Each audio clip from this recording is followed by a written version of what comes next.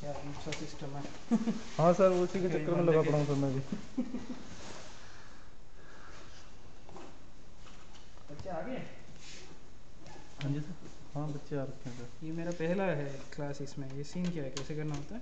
कुछ नहीं सर, आप अपना नॉर्मल पेन ड्राइव से अपना प्रेजेंटेशन करो और कंटिन्यू हो जाओ। बाकी यहाँ से स्क्रीन शेयर कर दिया है, माइक कैमरा ऑन कर देंगे, ये माइक है। ओके, तो फिर बैठो। पहले खोल देते हैं।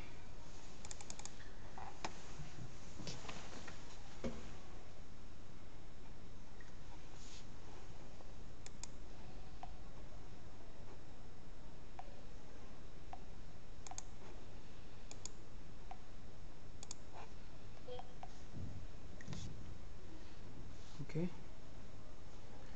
बस इसको अनम्यूट करके स्टार्ट करना है। हाँ अच्छा, ऑलरेडी तो तैयार है, ठीक है। कैमरे में दीजिएगा सर।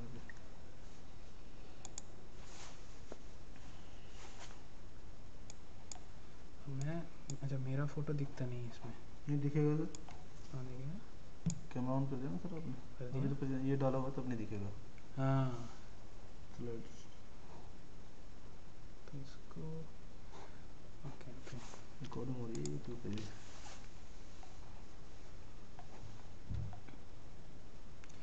अच्छा, अब भी नहीं दिखेगा क्योंकि मैं शेयर कर रहा हूँ स्क्रीन। हाँ तो इसको उठाएंगे तब दिखेगा सर।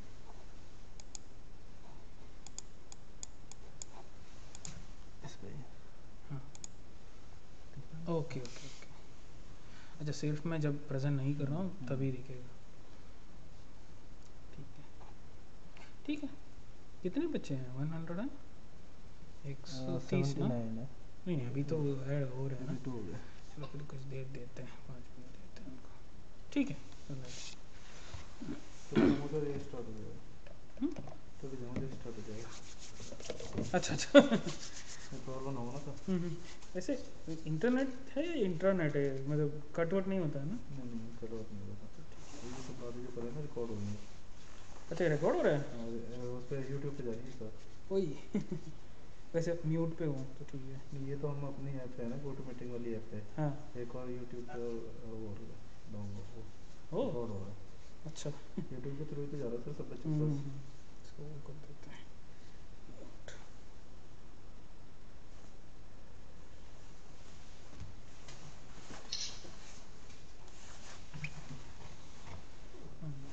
सोशल मीडिया बच्चे से आवाज़ आ रही है।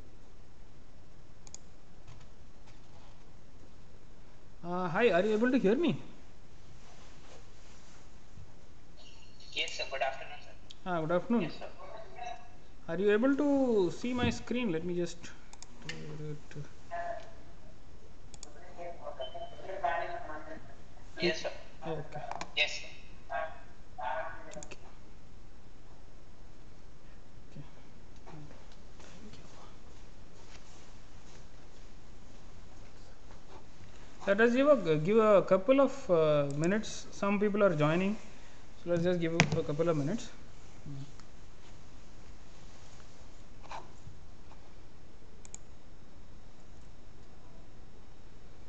So if there is any doubt, just stop me in between and just ask. That's fine. I'll also give my email ID in the end. So if you guys need to drop any questions, you can just drop an email to me. Fine.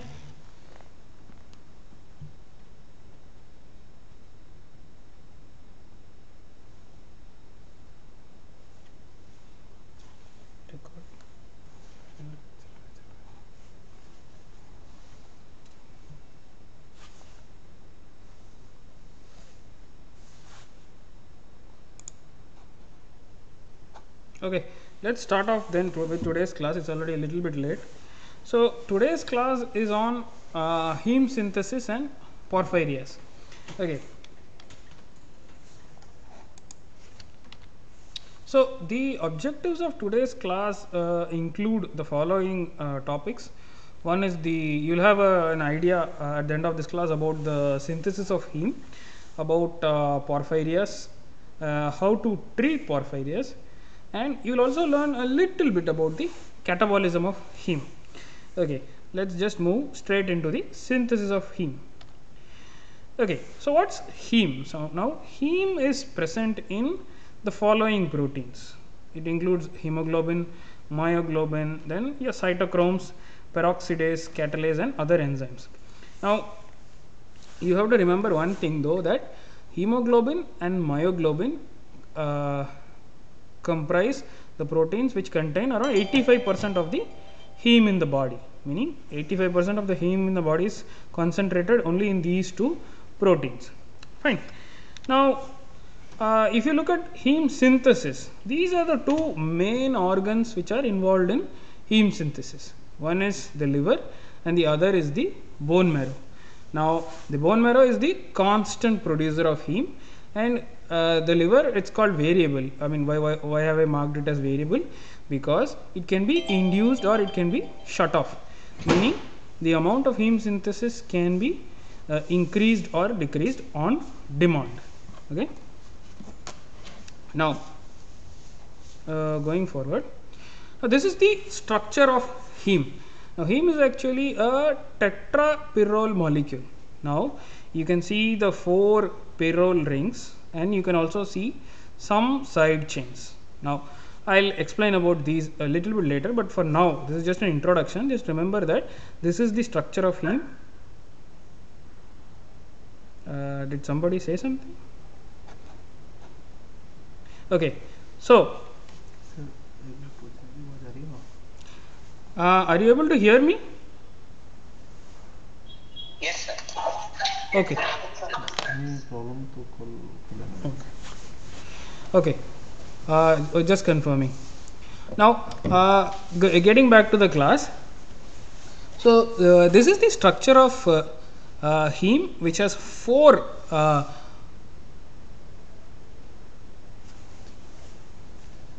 next class.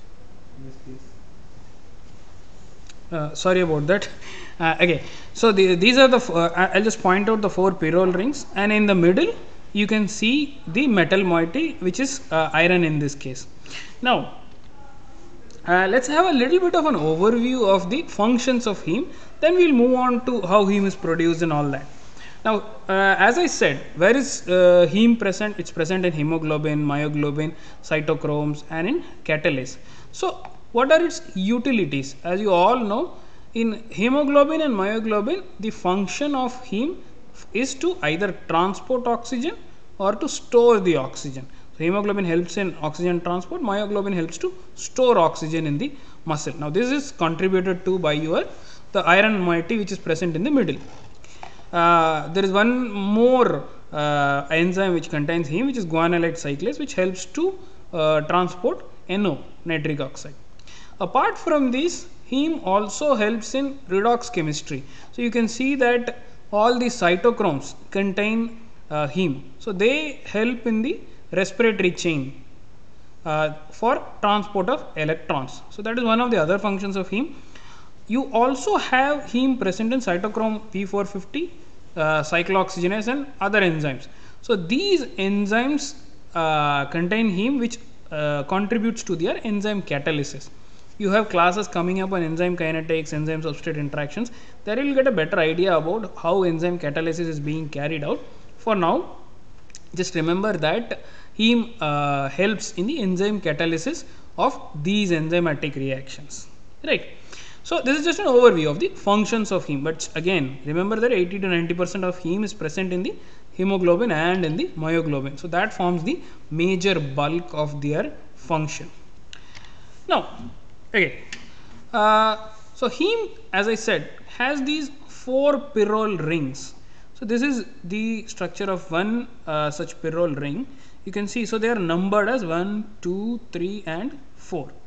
And the bridges which are connecting them are numbered as alpha, beta, gamma, and delta.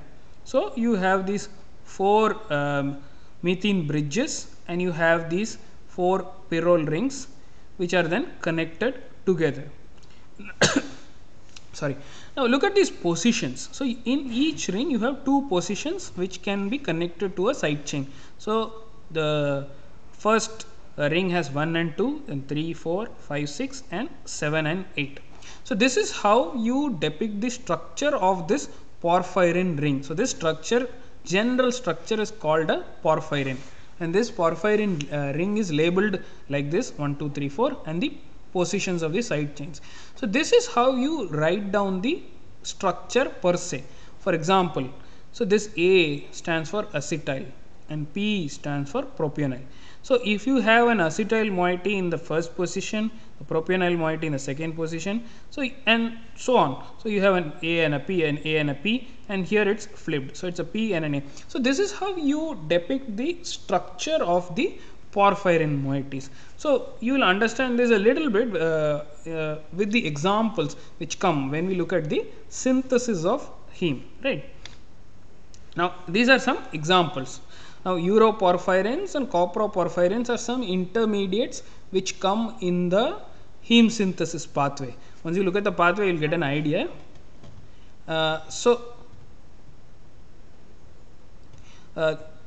Uroporphyrin 3, coproporphyrin 3, just concentrate on these two. These are the intermediates in the heme synthesis pathway. I have just put this picture for you to have an idea about the structure. So for example, look at this. So this is the side chain structure of uroporphyrin 3. Look at uroporphyrin 1. In the ring 4, the position of acetyl and propionyl is flipped. So this gives rise to the class 3 porphyrins. This is class 1 porphyrins. So here they are all AP, AP, AP and AP. They are in sync. So in the type 3, you generally have the last one flipped. So in nature, in the human body, these are the more commonly seen intermediates. Uroporphyrin 1 is not commonly seen. Uroporphyrin 3 is the one which is commonly seen. Another intermediate which you will see is coproporphyrin. So coproporphyrin does not have an acetyl group, right? Instead of that, it has a methyl group. So you can see that all the A's are replaced by M's. Similarly, it also has two series. It has coproporphyrin 3 or coproporphyrin 1. Now these intermediates were first found either in urine or from feces. That's why they have been named as uroporphyrin or coproporphyrin. So it's because of their origin when they were found, but later it was found that it is not only restricted to urine and this is not only restricted to feces, but because they were initially isolated from these tissues, these samples, they have been named as such. Now let's go into the actual biosynthetic pathway of heme, and you will get an yes, somebody is asking what is M. M is methyl. Yes, that M is methyl, right? Okay. Now let's go into the synthesis per se. So you will get an idea. Now this is the overview of heme synthesis. Now I'll give you some principles here, some ideas, and after that we can see each step. Now heme synthesis. Okay, somebody is asking what is the basis of numbering. I don't know what exactly are you asking. Are you asking about the numbering of the series, 1 series, 3 series, or are you asking about the numbering of the rings? What are you asking? And I would request, if somebody is asking a question, you put it in the chat box to all so that everybody can also read the question.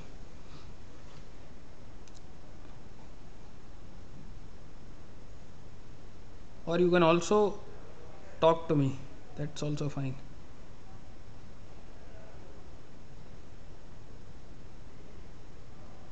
Okay, let me just move forward and I'll answer that thing later whenever the question comes, right? So if you're asking about this numbering, so that this is an elaborate system of numbering. So why is this called uroporphyrin 1? Why is this called the 1 series? The 1 series generally contains all of them in continuous sync, meaning the acetyl followed by the propionyl, acetyl followed by the propionyl, they are all in clockwise continuity. The 2 series will have one of the other ones flipped. The 3 series has the ring 4 which is flipped. So they are numbered in such a way that based on the location of the side chains, whether they are in continuity or they are flipped, like that. I have just used 1 and 3 because these are of biological significance to us. You will see that in the pathway. Okay, now let's continue. So heme synthesis takes place both in the mitochondria as well as in the cytosol. So it's kind of interesting. So some steps take place in the mitochondria and some more final steps also take place in the mitochondria. The rest of it is in the cytosol. Now what are the precursors? The precursors are succinyl coenzyme A and glycine. Now they combine to form delta aminolevulinic acid, which then goes out into the cytosol, then forms the first pyrrole ring containing structure, which is porphyrinogen, which then forms a linear precursor which forms the ring, and this coproporphyrinogen then enters back into the mitochondria and forms heme. Okay, so initially we start from basic linear structures which synthesize the building blocks. Delta aminolevulinic acid is the one which is the first block which is formed, which leaves the mitochondria, forms the pyrrole ring, linear structure, ring closure. The ring is then modified, coproporphyrinogen enters the mitochondria again, forms heme. We'll see one by one, once each step, then you'll understand. Okay, again, so this is a little bit more in detail about essentially the same thing.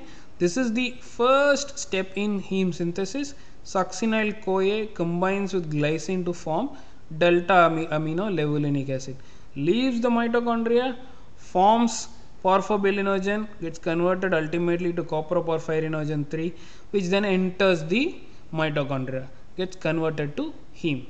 Just remember that these are the two items which enter or exit the mitochondria.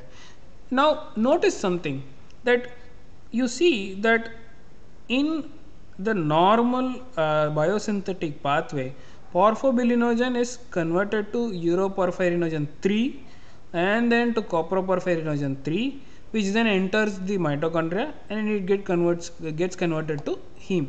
You see that some amount of uroporphyrinogen also gets 3 also gets converted to porphyrinogen 1, and some coproporphyrinogen 1 is also formed. Now remember that these are byproducts. These are slow non-enzymatic reactions. These are byproducts. They ultimately do not give rise to heme. So these are byproducts which are normally formed in the heme biosynthesis pathway. Right. Now just remember this because this is very important clinically. Now coming to each step. So the first step in heme synthesis is the delta aminolevulinate synthase reaction. This is catalyzed by ALA synthase, which is the enzyme. This happens in the presence of pyridoxal phosphate, which is vitamin B6. So this is a coenzyme which helps in the helps this reaction to take place. So glycine combines with succinyl CoA to form delta aminolevulinic acid. This is the first step. Now this is the first step. Okay, somebody is asking, should we remember these structures? No, you don't have to remember all of these structures. These are useful for you to get an idea about how this structure comes to place. I mean, for example, in the next few slides you will keep seeing these structures coming up. You just have an idea. Nobody is going to ask you to draw the structure of coproporphyrinogen or uroporphyrinogen and all that. Having said that, you should have an idea about which ones are linear, which ones are having the pyrrole ring, and what is the significance of them, because you will see the clinical relevance in the later slides. Right? Okay, coming back. So the first step is actually the committed step as well as the rate limiting step. So what does rate limiting step mean? A rate limiting step is generally the slowest step of any biosynthetic or degradative pathway, meaning if a step is slow, the slowest link is the one which will ultimately decide the rate of the reaction. So if there is a bottleneck, there is one step which is slow, that generally will decide how fast the end product can be produced. So that is what we call as the rate limiting step. For this heme biosynthesis pathway, the rate limiting step is ALA synthase. So this is the slowest link in the heme synthesis pathway, and as I said, it requires pyridoxal phosphate as a coenzyme. The interesting part is that this enzyme is subject to feedback repression, meaning heme and its byproduct hemine, they go back and inhibit the transcription of ALA synthase. So the half-life of this enzyme is very small, it's only like 1 hour. So the products, if there is enough heme in the system, it can go back and repress the transcription of this enzyme. So no more heme is formed. It's negative feedback loop, right? And in red blood cells, what happens is heme synthesis is coordinated very well with globin. That has to happen because there is a molar equivalence. You need equal amounts of heme and globin so that you can form the hemoglobin moiety. So this globin synthesis is generally stimulated by a hormone called erythropoietin, right? So it's very nicely coordinated that so that at any point of time you don't have too much of heme or too much of globin sitting free. It's nicely coordinated, so you get enough hemoglobin being produced in the red blood cells. And as I told you, this heme and hemine can inhibit the transcription as well as they can inhibit the enzyme per se. So these are very powerful negative feedback modulators of this pathway. Also remember that some drugs can also induce this ALA synthase. Now why is this important? I will show you later. Sorry. Now the second step. So okay, now delta amino levulinate has been formed. What happens after that? So 2 molecules of delta amino levulinate then undergo dehydration to form porphobilinogen. So this is the first step where a ring structure is being formed. Now what enzyme catalyzes this? This is done by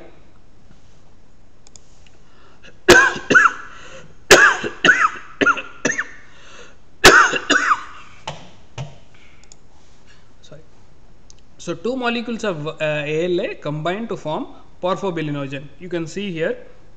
So this is the so they combine asymmetrically to form this pyrrole ring structure. You can see the water which has been removed.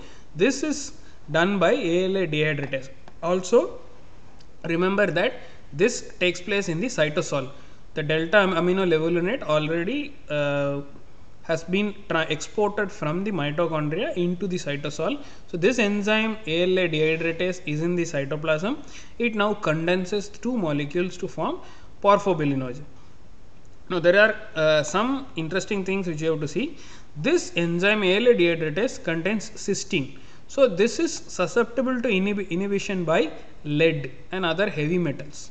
So if you have lead poisoning or any heavy metal poisoning, what can happen is this enzyme can get inhibited. This used to occur before. If you remember, in the olden days, paints used to contain lead.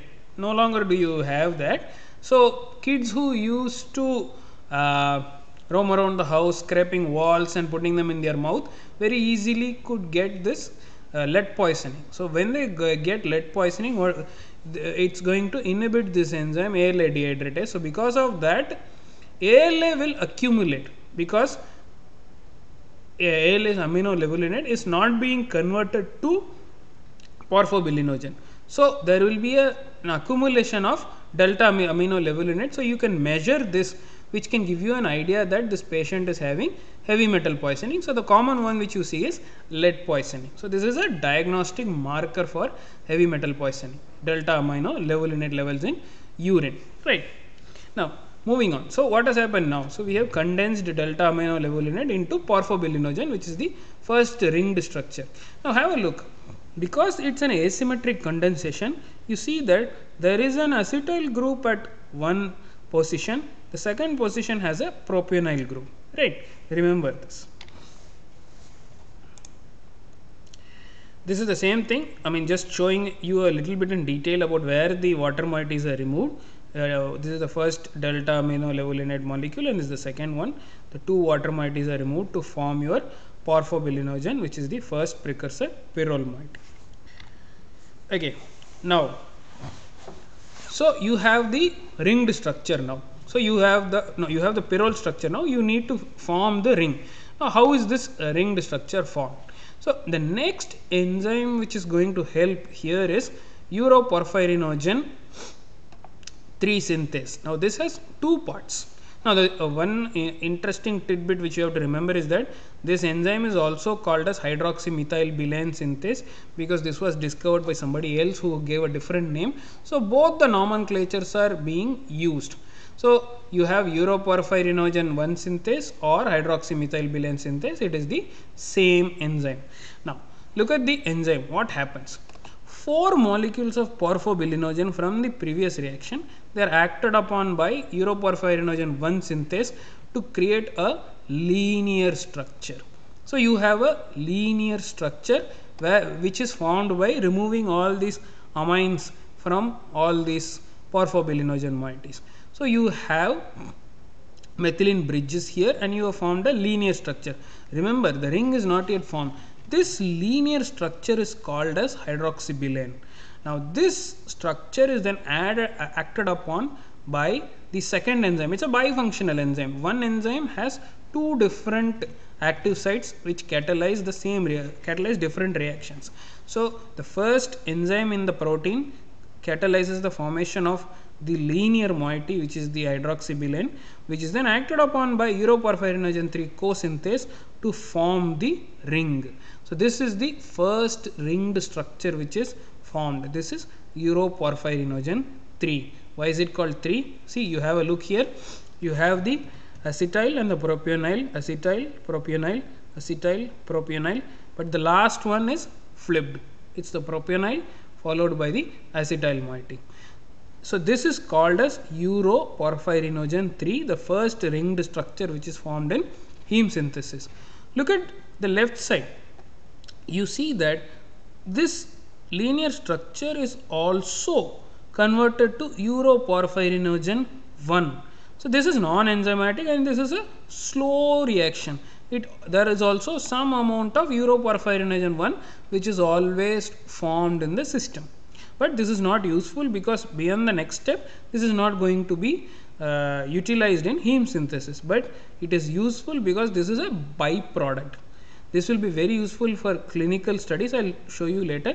Just remember that when Uroporphyrinogen 3 is being formed, some amount of Uroporphyrinogen 1 is always formed. The key here is some. It is hardly 1 to 2% of the total Uroporphyrinogen output will be Uroporphyrinogen 1. Okay. Now what has happened? You have formed the ring. You have formed a very preliminary ring structure, 4 pyrrole rings connected by CH2 bridges. You have the acetyl and the propionyl moieties in all the 4 rings. The next step, I'll just skip this. This is the same one as the previous thing, just a different picture. So the next step is carried out by something called Uroporphyrinogen decarboxylase. Now Uroporphyrinogen decarboxylase just removes CO2 from all the acetate moieties in the acetate side chains. So you see from 1, 2, 3, 4, all of them are now replaced by the methyl groups. So the acetate becomes the methyl groups. This Uroporphyrinogen 3 is converted to coproporphyrinogen 3. So if there is an acetate moiety in all the 4 rings, it's called Uroporphyrinogen. If there is a methyl group, it's called coproporphyrinogen. This is done by the Uroporphyrinogen decarboxylase. Now look at it.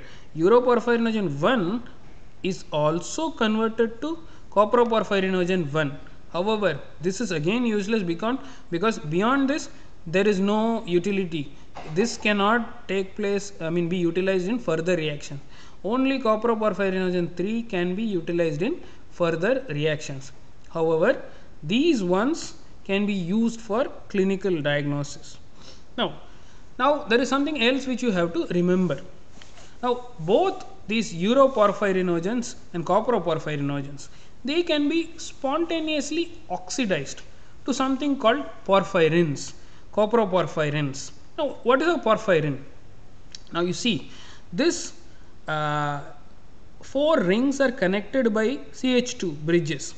If this is converted into a CH, a double bond containing bridge, then this becomes a porphyrin. From a porphyrinogen, it becomes a porphyrin. Why is it important? It's important because these uroporphyrinogen and coproporphyrinogen are converted spontaneously to uroporphyrin and coproporphyrin respectively. They can be detected in urine. So, if you want to find out the amount of uroporphyrinogen or coproporphyrinogen in the system, there is an indirect way of detecting them in urine is by looking at these copro and uroporphyrins, which have which are connected by CH. So, there is a double bond here. So, because of the double bond, they become fluorescently active. I will show that in the next slides, where in which spectrum they are active and all that. For now, just remember that both of these porphyrinogens can be spontaneously converted to porphyrins with double bonds between the rings, which can be detected in urine. So, let us just skip this, I will show you later. So, what has happened till now? So, succinyl CoA glycine, they condensed to form delta amino levulinic acid, which moved into the yes. Which porphyrinogen can be spontaneously oxidized?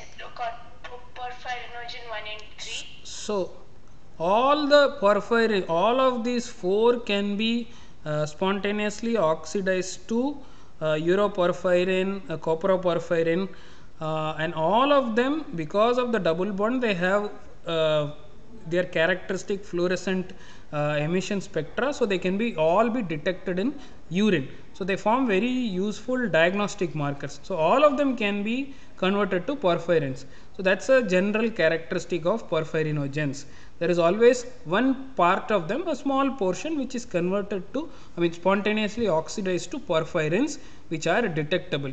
Why this is useful? We will come to that later, right? Okay, thank you, sir. Okay. Okay. So, delta amino levulinic acid came out into the cytoplasm, which then condenses to form porphobilinogen. Now, this porphobilinogen, 4 molecules then condensed. This is a reaction which you form a linear structure, which is hydroxymethylbilane, which is then converted to uroporphyrinogen 3, which then undergoes decarboxylation to form coproporphyrinogen 3, which is where we are now. What happens after this? Coproporphyrinogen can move freely from the cytoplasm into the mitochondria, right? So, what happened? What exited the mitochondria was delta amino levulinic acid. All the rest are present in the cytoplasm. Coproporphyrinogen 3 is the one which is going to enter back into the mitochondria. Now, after this, what happens? So, now from this point on, this is going to be in the mitochondria. The final production of heme will also take place in the mitochondria, right? So, what happens here? So, there are 2 steps here. First, coproporphyrinogen is converted to something called protoporphyrinogen IX. So, what happens here is 2 of the propionyl side chains undergo oxidative decarboxylation. So, these are then replaced by the CH-CH2 moieties. You have introduced 2 double bonds here. Okay. So, oxidative decarboxylation of the propionyl moieties in ring 1 position 2 and ring 2 position 4, only specific side chains. Look at it, the other 2 are intact, only these 2 are then oxidatively decarboxylated. This is called protoporphyrinogen 9. This is not the double bond which I was talking about previously. Somebody asked a question that will come in the next figure, right? So, this step just converts coproporphyrinogen 3 to protoporphyrinogen 9. The first step which is happening once coproporphyrinogen has entered the mitochondria, right? What happens after that? this is done by Protoporphyrinogen III oxidase. After that, you have further oxidation, but this is Protoporphyrinogen oxidase. What this does is, this is the one which introduces the double bond in between all the rings. See what has happened. Protoporphyrinogen IX is converted to protoporphyrin. Why is it called protoporphyrin? Because no longer are they connected by these CH2 bridges. All of them have now gotten the double bond, and all the bonds are now rearranged. So the CH2 has been converted to CH, right? So all of them have been converted to double bonds. So Protoporphyrinogen IX is converted to Protoporphyrin IX by Protoporphyrinogen IX oxidase. So this is further oxidation converting the methylene bridge to methinyl bridges. So what has happened? So you have extended conjugation through this whole ring for the first time. So this is called protoporphyrin. So any ring which is connected by methylene bridges is always called a has an O-gen, protoporphyrinogen, coproporphyrinogen. All of them are connected by methylene bridges. Once they are converted to these double bond structures, when it becomes methinyl bridges, it is called as a porphyrin. So this is a porphyrinogen. Now it has been converted to protoporphyrin IX. This reaction is catalyzed by protoporphyrinogen IX oxidase, right? So what has happened? Into the mitochondria came coproporphyrinogen, became protoporphyrinogen IX. It has now become protoporphyrin IX, right? And now comes the final step of heme synthesis. So this is the final ring. This is the ring which is going to be utilized in hemoglobin. The only thing left is to add the iron moiety. So protoporphyrin IX plus iron gives heme. This is done by an enzyme called ferrochelatase. This enzyme needs vitamin C as a cofactor. You also need cysteine in the system. Now because cysteine is needed, lead can inhibit this reaction also. So in case of lead poisoning, ferrochelatase is also inhibited. Now one more important thing which you have to remember, a clinical point, is that if somebody has iron deficiency, if there is no iron, this enzyme, instead of inserting iron, will insert zinc into the ring. So that person will have zinc protoporphyrin in him instead of iron. Now the problem there is, what will happen? Even though zinc will go and sit there, it will not carry oxygen. So you will have a deficiency in the oxygen carrying capacity. Because of this, it will lead to functional anemia. Even though there is heme, there will not be iron. So that is, in that condition, if you want to see whether that person has iron deficiency, one of the clinical markers which is used is you measure zinc protoporphyrin. So you can measure that by using some biochemical methods. If you find there is a high level of zinc protoporphyrin, that means that that person most likely has iron deficiency, which has led to zinc being inserted into this ring instead of iron. Okay.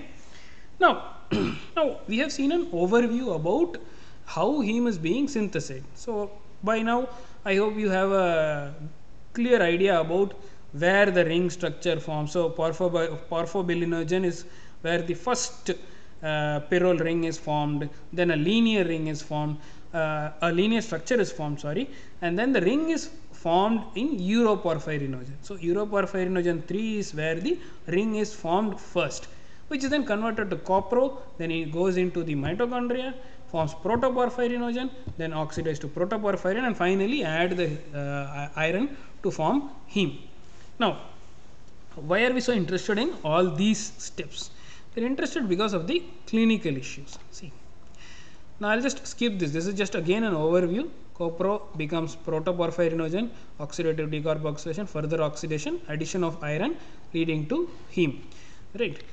Now, heme synthesis occurs in most of the mammalian cells. Remember that even though the major utility of heme is in hemoglobin, you see that a lot of cytochromes and other enzymes also utilize heme. So heme synthesis will occur in most of the cells except in mature erythrocytes, because there is no mitochondria, right? So only erythrocyte produce heme. So mature RBCs cannot produce any heme, further heme, right? 85% of heme synthesis occurs in these erythroid precursors in the bone marrow. The rest occurs in hepatocytes or the liver cells. Now, one thing which you have to remember is ALA synthase, which is the first key regulatory enzyme in the hepatic biosynthesis, is of two types. There is ALAS1 in the liver and there is ALAS2. So these are isoenzymes which are present, these are isoforms which are present in the liver and in the erythrocytes separately. So ALAS1 is predominant in liver, 2 in the RBCs. Now in the liver, why am I telling this? Because in the red blood cells there is continuous production of heme in the red blood cell precursors. There is no regulation, because the whole concept of red blood cells producing heme is to make hemoglobin and carry oxygen. So there is no control there. It is going to produce a lot of heme, then conjugate it with globin, and that's it. Then it is like an oxygen carrying disc moving around in the body, supplying oxygen to all the tissues. What happens in the liver? In the liver, the utility of heme is different. It's going to be useful for enzymatic catalysis in those cytochromes and other enzymes containing heme. So the level of heme can be regulated in the liver. So you see, heme can repress the transcription and it can also inhibit ALAS1. However, there is no such feedback mechanism to inhibit ALAS2. So what did I tell? There are two different isoforms, ALAS1 in the liver and ALAS2 in the red blood cell precursors. Only ALAS1 is subject to feedback regulation, right? Just remember that for now. So if you want to inhibit the amount of heme being produced in the body, you will have to inhibit by using by inhibiting ALAS1, not ALAS2, because it is generally not subject to feedback inhibition.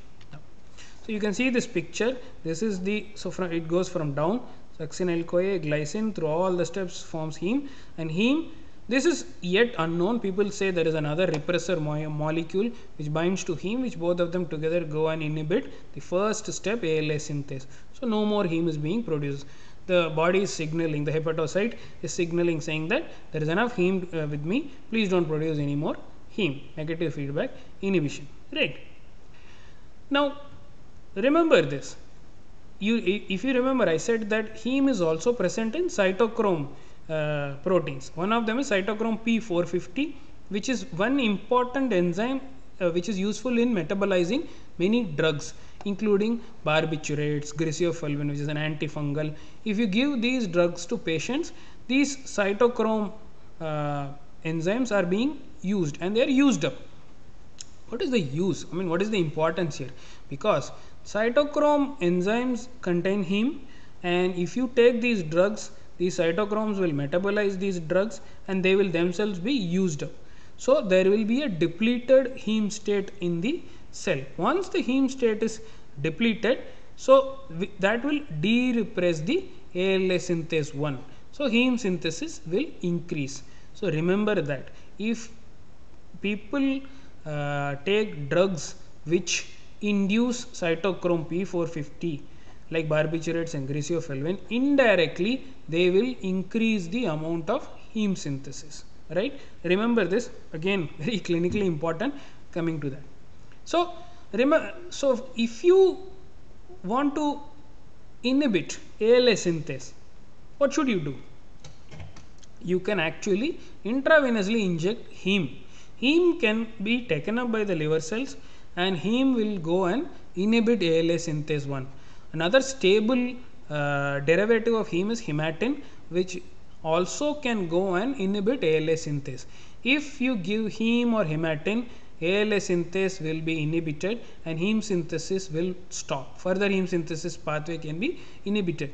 For some reason, if you take a lot of carbohydrate, a carbohydrate rich diet or providing intravenous glucose, all of these can also go and inhibit ALA synthase and inhibit the heme synthesis pathway.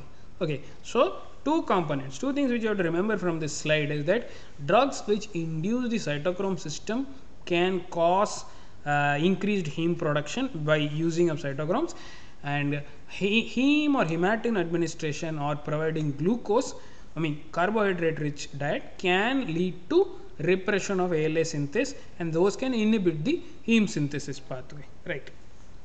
Now, correct. Now I'll come to the diagnostic utility. If you remember, Sir, why does excuse me, sir. right. Sir, why does glucose loading replace ALAS1? So a lot of theory has been floated around, and people have tried to solve the crystal structure of ALA synthase, and some of them, if you actually look at some of the old papers, they will say that ALA synthase has one pocket where glucose or any of the hexoses can bind, and then they can inhibit its activity, allosteric regulation, but none of it has been theoretically, I mean practically proven yet. However, it is well known that if you take carbohydrates, ultimately they will inhibit ALA synthase. I mean it's known, but it is not practically proven. Okay, fine, sir. Right. Okay. Now let's come to porphyrins. What did I tell? I told you that porphyrinogens can be converted to porphyrins. The methylene bridges are converted to methynyl. Once they get these double bonds, then they start absorbing at a particular characteristic wavelength. So they have two components. These two lines are two different things. Porphyrins can absorb at 400 nanometers.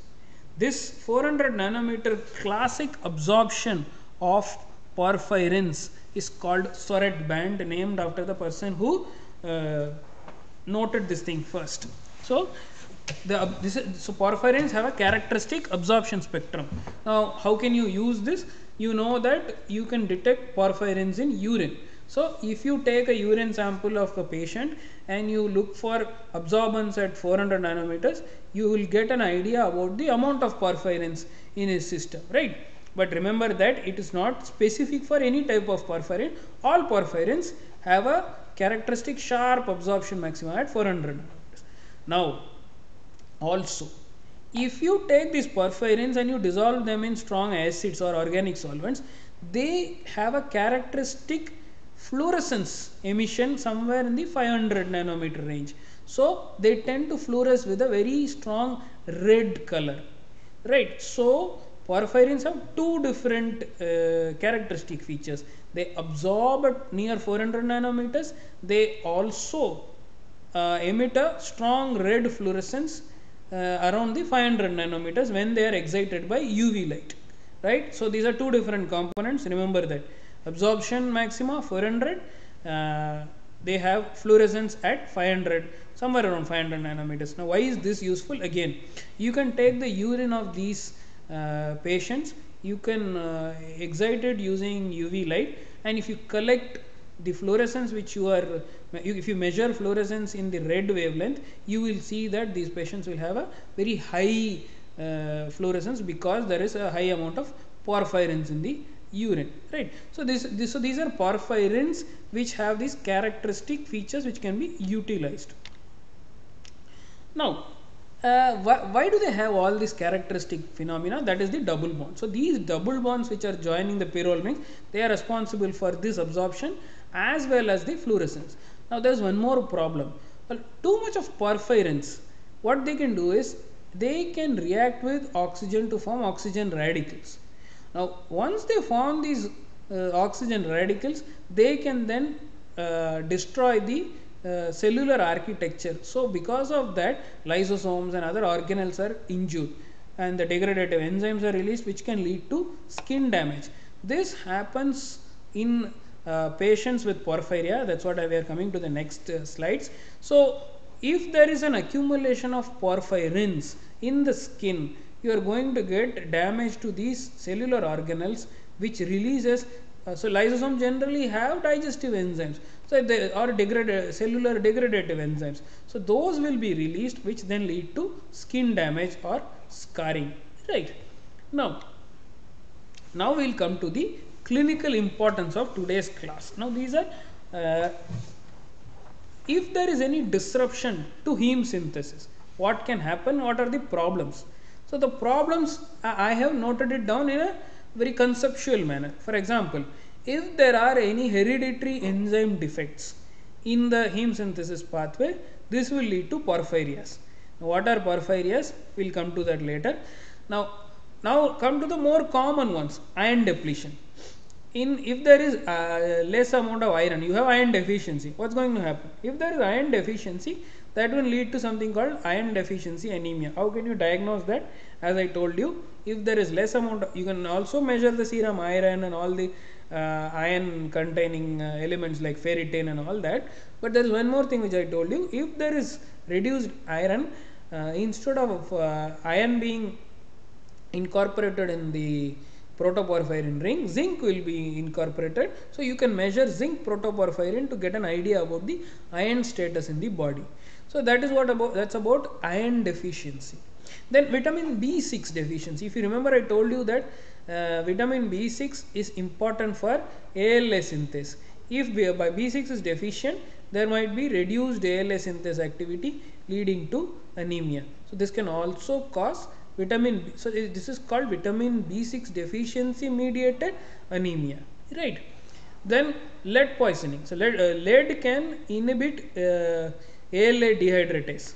So ALA dehydratase is also called porphyrin synthase. So that if lead goes and inhibits porphyrin formation, then ultimately you will end up with reduced heme, which also leads to anemia. So all these are different mechanisms which ultimately lead to reduced heme synthesis.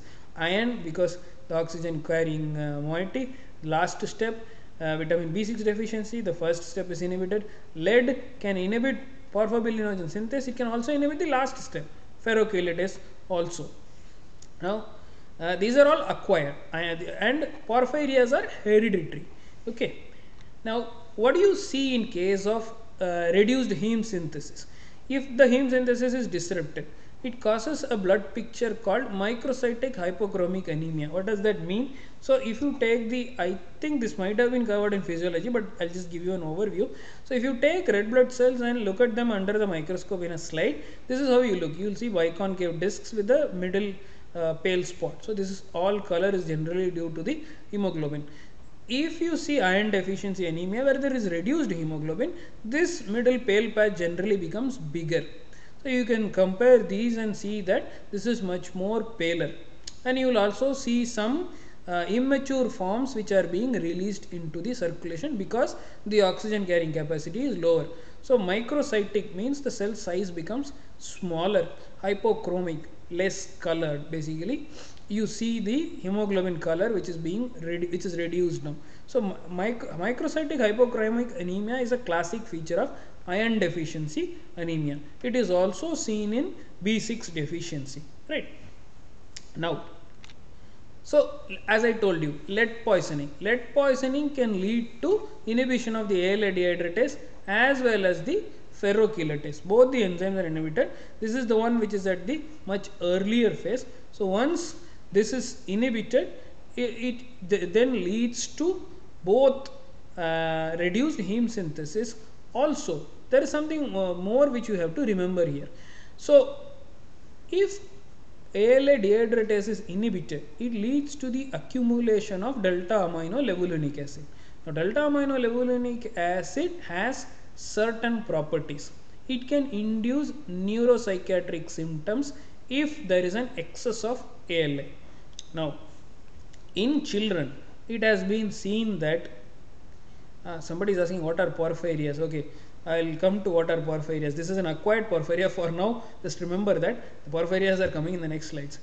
Now in children, ALA accumulation of delta amino levulinic acid can lead to developmental defects, drop in IQ, hyperactivity and insomnia. In adults, it can lead to abdominal pain and confusion. Delta amino levulinic acid can freely cross the blood-brain barrier and cause these symptoms. However, till today we still do not know exactly why it causes these symptoms. These are reversible. If, for example, if there is lead poisoning, if you prevent the cause of lead poisoning, give blood transfusion, all of these can be reversed, right? The point which I am trying to make is delta amino levulinic acid accumulation beyond normal limits can cause neuropsychiatric symptoms. It causes certain symptoms in children, including developmental defects, and in adults it can lead to mental confusion, abdominal pain, and other neural symptoms. So this is just a picture which shows that immature forms are being released into the blood in case of lead poisoning. So what did we see? We saw about iron deficiency, lead poisoning. Now we will have a look at porphyrias. What are porphyrias? Now porphyrias are, no, you see, so what does porphyria mean? Somebody asked that question. So the so all these rings which you see are the porphobilinogen, the porphyrins. It is the tetrapyrrole ring which is called as the porphyrin ring. So if there is an increase in the amount of these ring containing intermediates in the blood and subsequently in urine, it is called as porphyria. Now why do they occur? These occur due to abnormalities in the heme synthesis pathway. They can either be genetic or acquired. Most of the time it is genetic, rarely acquired. Most of them are autosomal dominant. Okay, so most of these disorders are autosomal dominant except one, which is congenital erythropoietic porphyria. We will come to that. How do you diagnose this? You need to have a very good, take a really good clinical history and a family history, examine the patient very well, and then you also study the amount of enzymatic activity. So you can actually assess the enzyme activity of each enzyme in this pathway. So if you study the activity, you can get an idea about which enzyme is defective. Now let's look at an overview. I am just skipping this and I will come back to this slide, sorry. So remember this, these are inborn errors of metabolism. In any inborn error of metabolism, if there is an enzymatic pathway, okay, that's not gamma, Gautam is asking, that's actually and, sorry. If A is converted to B and then B is converted to C, okay, this is a very overview, a very broad thing. I just wanted to make this point so that you can remember. If A is converted to B and then B is converted to C, if the enzyme converting B to C is deficient, you are going to get two problems. One, lack of C. You are also going to have excess of B. So the presence of excess of B will also create problems. The lack of C will also create problems. So clinical features will be because of increased production of B, and then B will be converted to something else, some unwanted byproducts, and C is not present. You will have clinical features of both. Just remember this concept when we now look into the next slides. Now see, again, this is the overview which I talked about. All of these enzymes, each of these enzymes which are converting can be deficient. Deficiency of each of these enzymes can lead to different type of porphyrias. What are they? Okay. Now, there may be deficiency. Yes. Sir, what is the difference between protoporphyrin and porphyrin? See, porphyrin is the general name given to the 4-pyrrole ring structure irrespective of any of the side chains. Protoporphyrin is the name given only when you have the acetyl moiety in 1, 3, 5, 7 and then 2 CHCH2 and then 2 propionyl groups. It's a specific name for those specific side group containing porphyrin. That is protoporphyrin, right? Okay, so all protoporphyrins are porphyrins. Yes, yes. All of your thing, everything is ultimately a porphyrin ring only. Right? So porphyrinogens are also porphyrin. No. Okay. So okay. Just to clarify, a porphyrinogen contains 4 rings which are connected by the methylene bridges. A porphyrin will have a methinyl, the double bond containing bridge, right? But okay, I got the confusion. The 4 ring, the tetrapyrrole structure which is connected by this double bonds is called a porphyrin ring, which is a common name. That's it, right? When it's a porphyrinogen, you are going to have a CH2, a single bond connection, which is when it is converted to a double bond, only then does it get the name of porphyrin. Got it? Yes, sir, I got it now. Okay. Also remember that all of the porphyrinogens can be converted to porphyrin if they are in excess. Like coproporphyrinogen, if it accumulates, it will be converted to coproporphyrin. Uroporphyrinogen, if it accumulates, it will be converted to uroporphyrin. Right? That's where I am coming to. So, in Okay, so porphyrins contain methyl bridges. That's exactly. defining Right. something like that. Right. Thank you, sir. Right.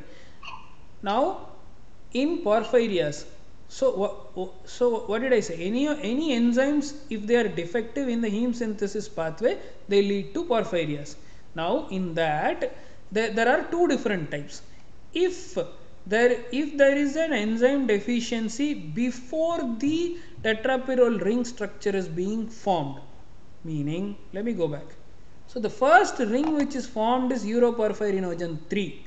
If there is any enzyme deficient before this, deficient before this, you will only get accumulation of delta amino like levulinic acid or porphobilinogen or these first precursors, the succinyl CoA, glycine, whatever.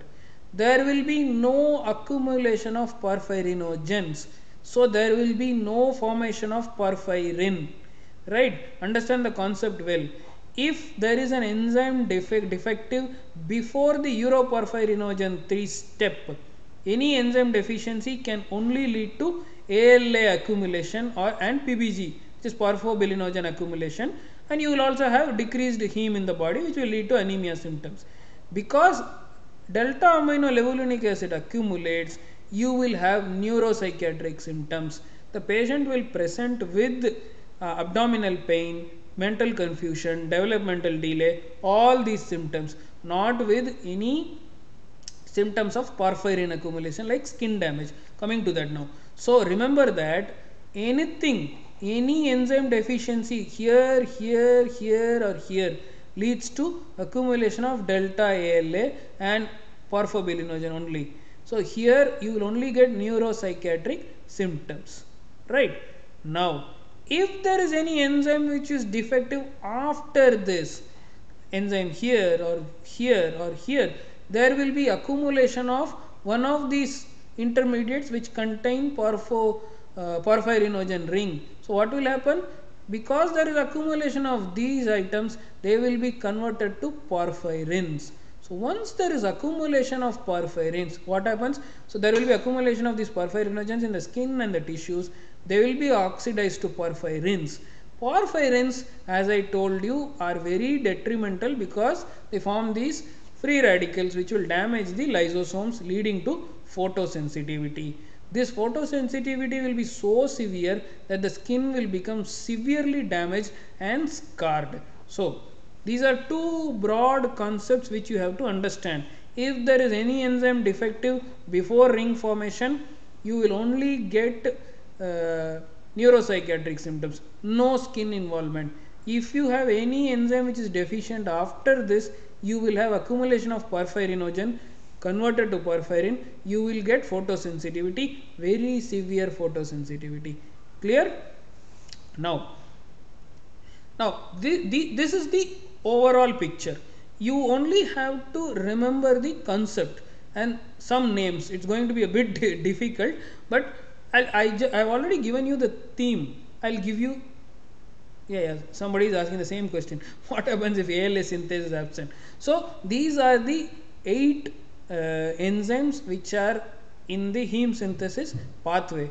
What happens in each of them? See, if ALA synthase is absent, it leads to a condition called X-linked, because this condition is X-linked, sideroblastic anemia. Why is it called X-linked sideroblastic anemia? Because there will be a lot of accumulation of iron inside the cell, which gives a classical picture. It's called sideroblasts. this leads to anemia. Most of the symptoms in these patients is due to anemia, because you have inhibited the first step itself.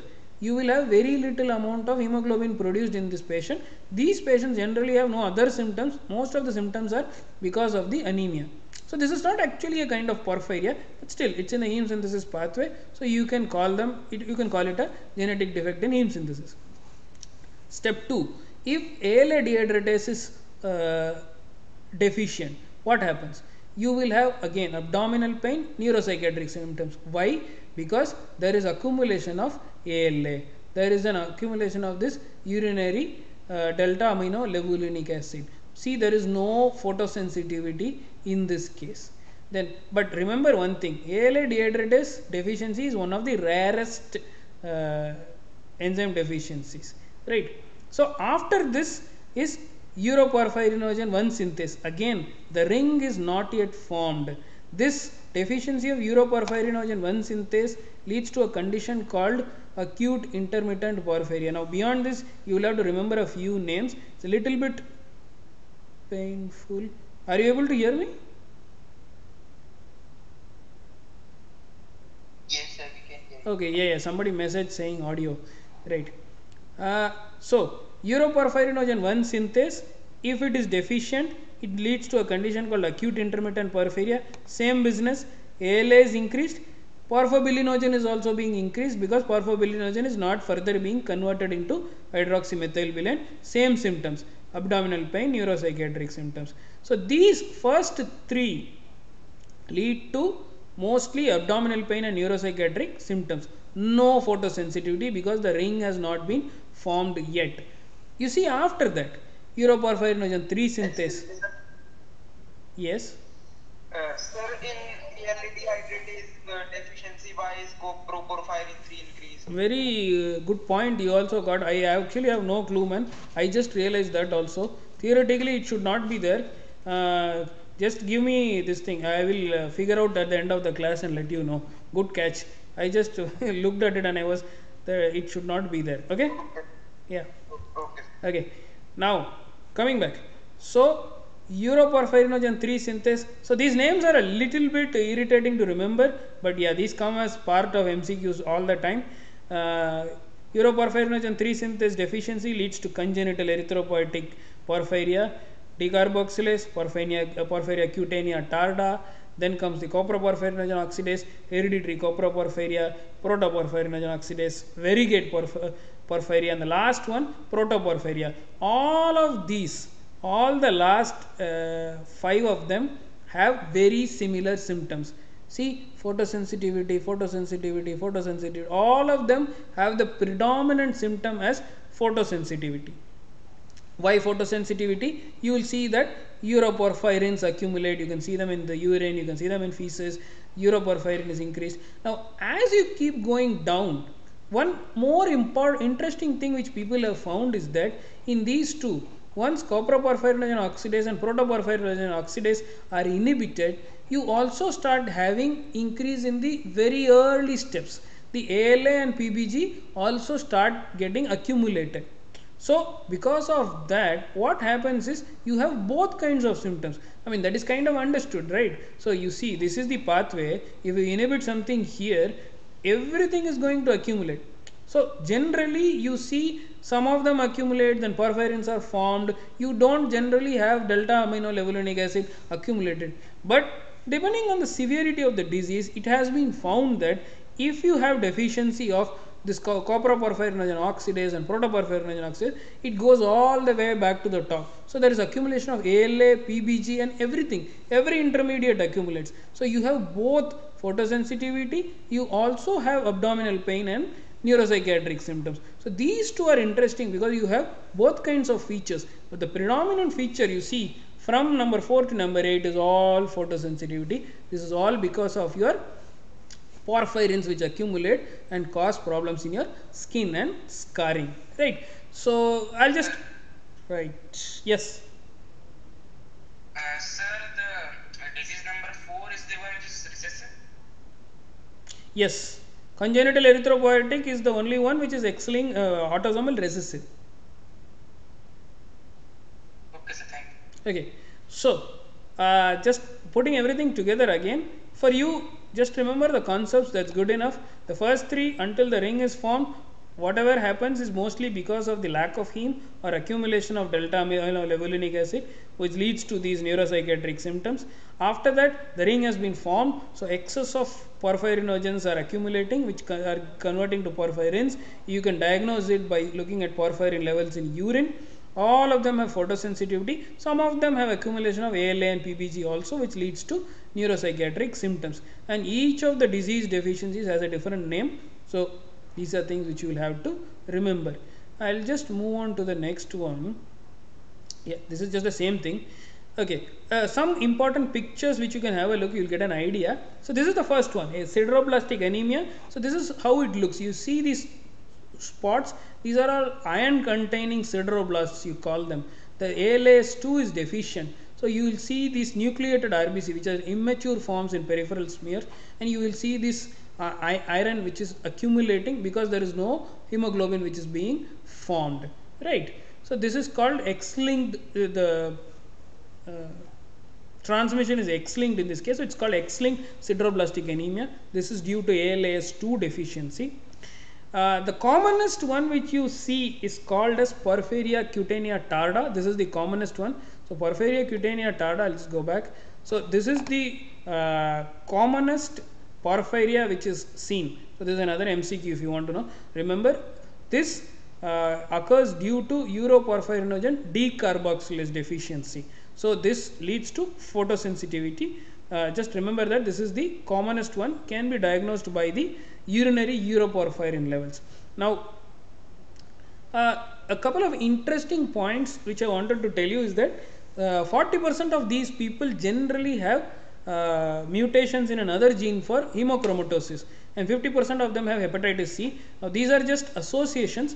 Now, what is the significance of this? Nobody knows, but these are pretty strong associations. So I thought that you should have an idea about these two.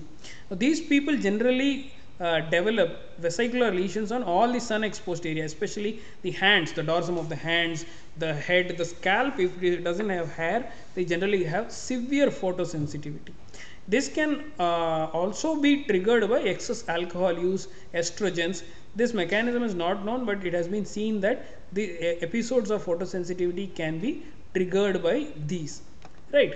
So this is Porphyria cutanea tarda, which is the commonest